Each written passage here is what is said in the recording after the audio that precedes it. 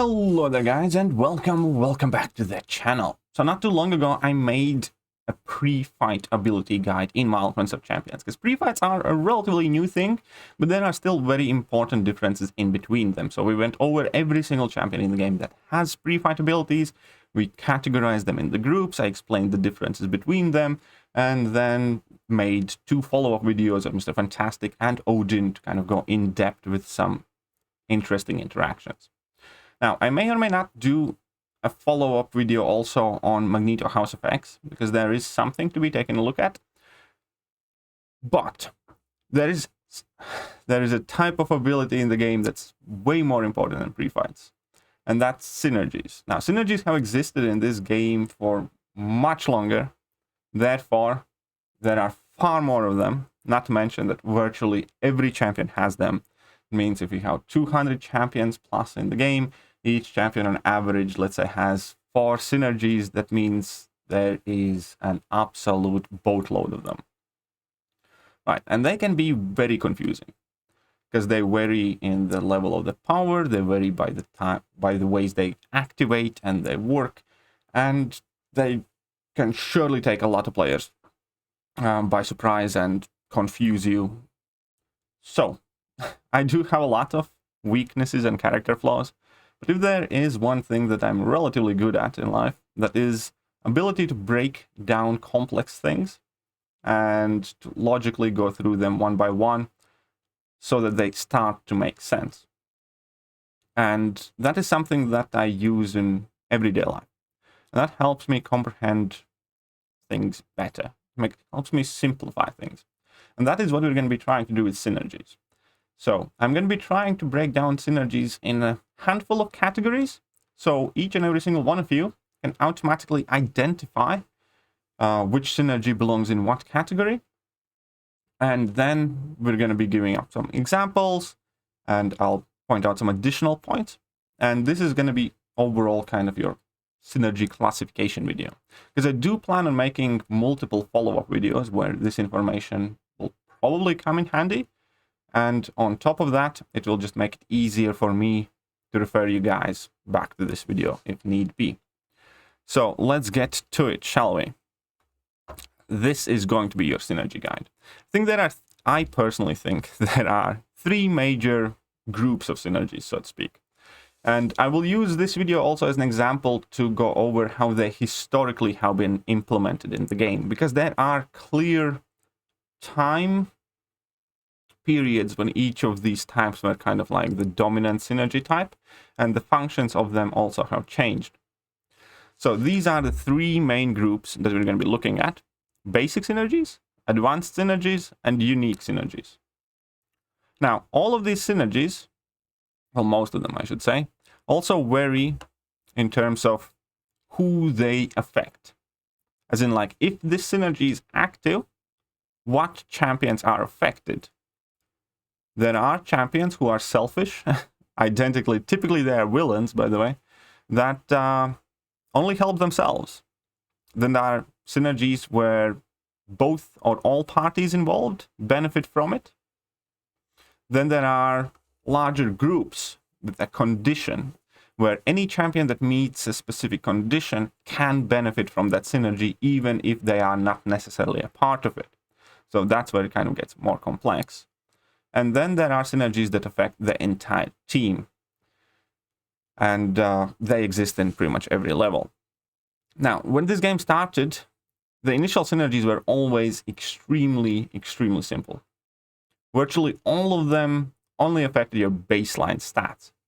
So when you go to your champion stat window, you see attack, you see crit rate, you see block proficiency, and things like that. And that is what basic synergies did for quite a while initially as this game started. All of the synergies in-game were just stat boosts. And, you know, we all have seen them. We don't pay much attention to these basic synergies. I think this is with Abomination. You have synergy with She-Hulk, where if you have both of them on team, every champion on the team gains critical rating, with Rhino armor rating, with Hulk Nemesis. So you only have to have these 2 champions on your team, and every champion in the team will benefit from it. That's why they are in the team synergy, right? That's why we class them as basic team synergy. Incidentally, there are virtually no basic synergies that only affect group of champions or one champion in particular, so on and so forth. All of those have been initially made as team synergies affecting the entire team. Now, they are more important than you might think than just, oh, neat, I'm going to crit 1 or 2 more times. Because a lot of champion abilities, for instance, depend on how frequently you crit. One of the most historic examples was OG Scarlet Witch. You could play OG Scarlet Witch, or you could put around crit rate synergy team, and you had a completely different beast of a champion. Now, second use for these basic team synergies was in Labyrinth of Legends, where if your base attack was not high enough, these synergies could boost you past attack thresholds to get longer enrage timers. And incidentally, the third use that got discovered was that if you improve your perfect block chance by enough of a percentage, then you can completely bypass Limber, thanks to the parry mastery and interaction with your champion's perfect block chance. So those are 3 of the kind of coolest or most useful uses of the basic synergies. But as I said, these days the basic synergies are kind of the ones that people just glance over, because there are more powerful synergies that can give you actual additional abilities, or significantly, at the very least, alter how you start. And then we moved in advanced synergy territory. Now, advanced synergies didn't last for a long time, and there's actually a very good reason for that. Advanced synergies is, let's say, a transition period synergy, and the reason for it is because you could stack them. The only realistic difference in between advanced and unique synergies is the fact that they are stackable. And as you can imagine, that made it a lot harder to cheese-proof them, so on and so forth. And a lot of champions gained abilities that were not necessarily intended to them. Like in case with the Bishop synergy. Sorry, this is not the one. Advanced return, here we are. The Bishop synergy, where you can start the fight with a bar of power and, some promises. And this can enable Bishop to start with 3 bars of power from the beginning of the fight. Incidentally, that can provide absolute cheese options in many different situations.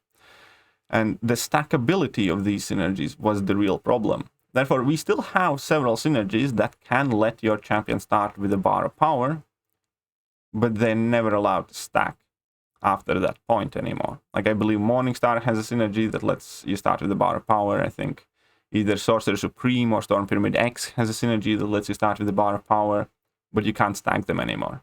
Precisely so you wouldn't be able to get to level 3 and so on and so forth.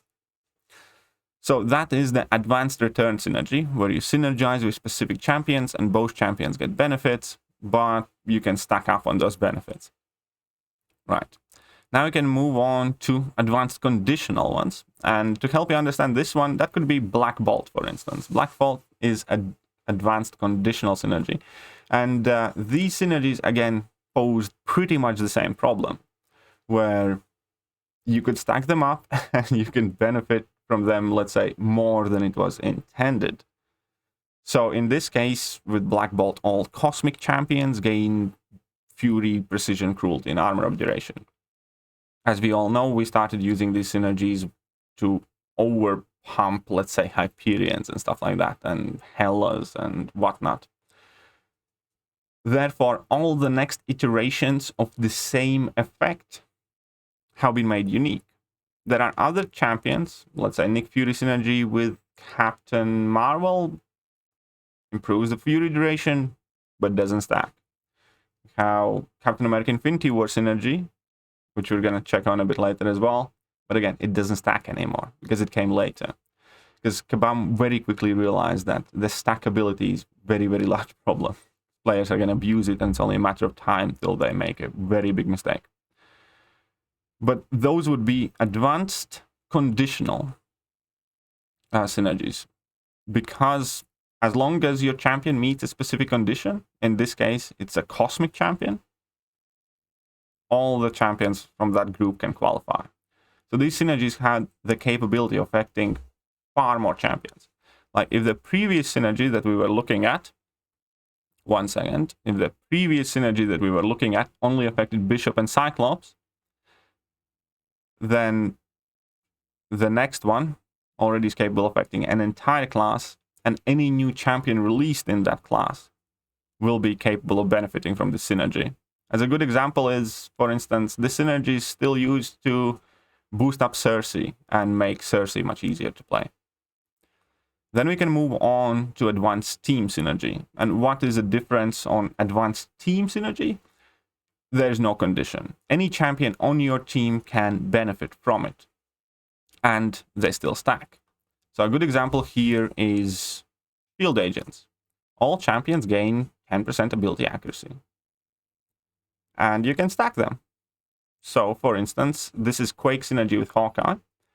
So you can add 3 Quakes. I believe they give 10, 10, and 8% ability accuracy increase based on star level. So you can increase any champion's ability accuracy by like 28%. And where this, again, particular synergy could provide some issues was with champions who had high but not guaranteed stun chance. You could make it so that, let's say, Hulk has guaranteed stun.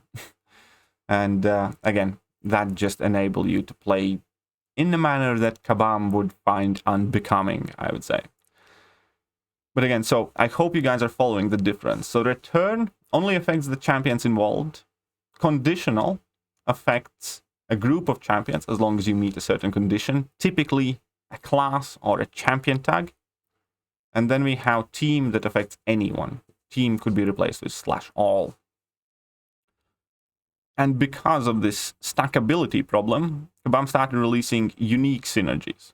Unique synergies also, by definition, became a lot more varied, because at this point the game had progressed and there were more and more interesting abilities. And Kabam for quite a long time used these synergies also to specifically kind of buff champions that were underperforming perhaps, or just give some new interesting abilities and utility kits to champions. So today it's fairly standard that virtually any new champion coming out will have a mixture of these team basic synergies and then some unique return synergies. So it's basically, you're going to have some stat synergies that will potentially help entire team. Most champions have them, not all, but all of the new champions have some of these unique return synergies. Again, there are unique solo synergies that typically get used for villain champions. As a good example here is going to be Dr. Doom and Null and, Magneto, for instance, and several other champions. Those synergies just help the one party involved. They're kind of like the selfish synergies, right? And as Dr. Doom is, where you can synergize him up with MODOK or Red Skull, but Red Skull and MODOK is not going to gain any benefit. However, Dr. Doom is going to get basically a new ability. It's not always the most powerful ability. There are some very critical, very important synergies for some champions in this unique category, because there's extremely large variance on the level of power and the necessity for them. Some synergies, quite frankly, are absolutely rubbish and irrelevant, and some synergies are completely game-changing, like Cable and Apocalypse, for instance. But yeah, back to the point. Solo synergies only affect one party involved. And here we can see increased perfect block chance, guaranteed critical hits on heavy attacks if opponents staggered, or increased duration and potency of your debuffs, so on and so forth. Then we have unique return synergies, which is largely the most common synergy in the game right now. As an example, I'm using Domino synergy with Red Hulk, where Domino gains a new ability to inflict Incinerate on her heavy attacks, and so does Red Hulk. Red Hulk gains an ability to use Special 2 and consume 1 less heat charge. So it either enhances abilities or gives new abilities. So these are the unique return synergies. Now, unique conditional synergies can be very similar to unique advanced ones, as I mentioned before. In case of Captain America Infinity War Cosmic Synergy, it's virtually the same as the Black Bolt one, where you increase the Cosmic Champion buff duration by 25%. But there are many other examples, like Mr. Fantastic Synergy with virtually every class, where you can inflict power stings with Science and Tech champions, or spend less power with Mystic and Mutant champions, or Captain America Infinity War Synergy with Mutant champions that just lets you give a prowess passive to all the mutants. So you're gonna have one of these 3 champions on your team to activate the synergy, and then every mutant is going to benefit from it. That's why we're again returning to the idea where as long as the champion meets particular condition, in mutant evolution case is a mutant champion, any mutant champion can benefit from it. And lastly, we have the most widespreading group of synergies that also are extremely good to keep in mind, because these can affect any champion, like Nick Fury synergies, for instance. Well, I should say Nick Fury synergy, any champion except Nick Fury in this case. But either way, so we all know how useful and crazy powerful Nick Fury synergies can be, where any champion can become automatically much more friendly to Liquid Courage Double Edge thanks to Restoration Kit, or it's so much more safer to play any champion, especially if they have risky playstyles, if you have Strategic Sabotage Synergy active. I have made videos specifically covering Strategic Sabotage Synergy too. And in this case, you have wonderful trinity of, let's say, Gold Bull, Quake, Nick Fury, and you can make any champion in the game much more Liquid Courage Double Edge friendly and safer to play. So these synergies are fairly rare, comparatively speaking, but they can be absolutely groundbreaking and game-changing. So now that we have covered all the types of synergies, I hope I haven't bored you guys to the death. There are a few other valid points that I feel like I need to mention. There could be a third axis to this graph, but then I would have to make it in 3 dimensions, and I would not know how to present it to you. Because synergies also differ by the type they are activated. There are some synergies in the game that are activated by the champions themselves, which is kind of weird, but cool at the same time. It's kind of like they have an extra ability, but if you're playing a game mode or a situation where synergies are off limits, then that ability goes away. Like, would be Yellow Jacket, for instance. For whatever reason, Yellow Jacket's slow on heavy attack is a synergy. But more common examples here would be Heimdall. You just need to have Heimdall on a team to activate that cheat death mechanic. Nick Fury, you just need to have Nick Fury on team to potentially boost all your hero champion attack by 10 to 20%, depending whether he's alive or not. So on and so forth. Null has one, Magneto House of X has one, and Black Widow Clairvoyant has one, Hercules has one, so on and so forth. You guys know what I mean. Then you're going to have synergies that can be activated only with a specific single champion. And then most of the synergies recently are the synergies that you can activate with, 2, 3, 4 champions. I think typically 6 is a maximum I have seen with some of the Avenger synergies, I believe. Also, interesting distinction could be made between regular synergies and persistent synergies, because there are actually synergies that can track your progress in the quest and get increasingly more powerful as you carry on questing. A good example here is Odin with Angela, Hela, and Thor, so on and so forth. More opponents you KO, more potent the synergy gets. Nimrod has one with Kitty Pryde, where you benefit more from that synergy per each mutant you have defeated along the way, so on and so forth. They are fairly rare, but there are these persistent synergies. On top of that, some synergies can activate after the fight. The perfect example here would be Hela synergy, I think with Thor Ragnarok. One of Thor Ragnarok synergies, where he can gain 15% health after knocking out the opponent, basically. And there are, again, handful of others that can let you gain an extra persistent charge, I think, on Mephisto, or something like that. Now we have static and changing synergies. And this is also quite interesting too, where the potency of the synergy can vary pending different conditions. We have Sunspot, who increases his potency with the sig level. Sunspot's quite unique in that aspect, but his synergies get a lot more potent as his signature level goes up. But then we have several other synergies that increase in potency per the number of champions involved. Like Namor has synergies like that, where more of the synergy partners you add to the team, the more potent the synergy gets. I think he has attack increase and special attack increase. For each partner, you get, let's say, 6 or 8. And then you can obviously distinguish between the synergies that are either always active or activate under conditions. For instance, only fighting against hero champions, you get this benefit, or only fighting against tech champions, you get this benefit. And if you want to keep going, you can always find kind of more distinctions that you can make in between the synergies.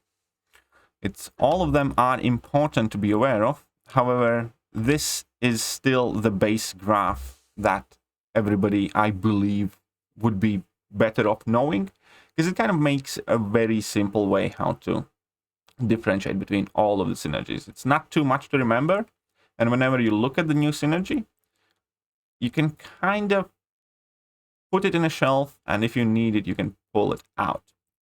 It's specifically important looking at advanced and unique conditional and team synergies.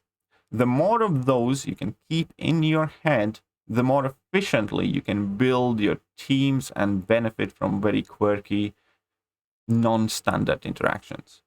Like, if you were not aware of Captain Infinity War synergy with mutants giving you prowess, in 6.3, I believe, we had a lane where you basically did no damage unless you had a prowess effect active.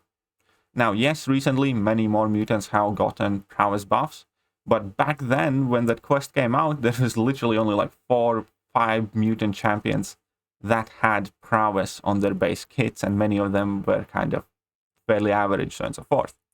Just by being aware of the synergy that Captain America Infinity War had, you made your life a lot easier to clear content. So the most important synergies in general to keep in mind are the advanced and unique conditional and team synergies. Lastly, I suppose, just to kind of like advise everybody how you can find out what champions can benefit from which synergies, at the very least from the return ones. I should point out that Aunt May is a fantastic tool for that. Most importantly, because it shows you the incoming synergies that other champions can trigger with that champion. So on Aunt May website, you can find any champion, and you can check these top synergy group is going to be the synergies that the champion has, and the bottom synergy group is the synergies that other champions have with the champions that you're looking at. So in case of Abomination, you don't need to find Hood to find out that the Hood has synergy with Abomination. That would increase will and, well, health and attack rating for Abomination, so on and so forth. The only downside for this tool is it does not tell you which advanced and unique conditional and team synergies you could necessarily benefit from. For instance, Abomination is a science champion, therefore he would benefit from Mr. Fantastic's conditional unique synergy. And you could give him ability to gain powers things. That type of thing, Aunt May is not going to tell you. Therefore, as I said before, I always do my best to try and remember as many of the synergies that are on the bottom right corner of this graph. Advanced and unique conditional and team synergies. Those are the most important to keep in mind. The rest of them are fairly easy to be looked for with Aunt May. And if you want to access that website, it's very simple. It's just wordplay. It's auntm.ai. And it's a very helpful site. Either way, that's it about now. I hope this video was helpful. And if it was, hit that like button, hit that sub button, hit all the buttons. And I'm going to catch you guys soon. See ya.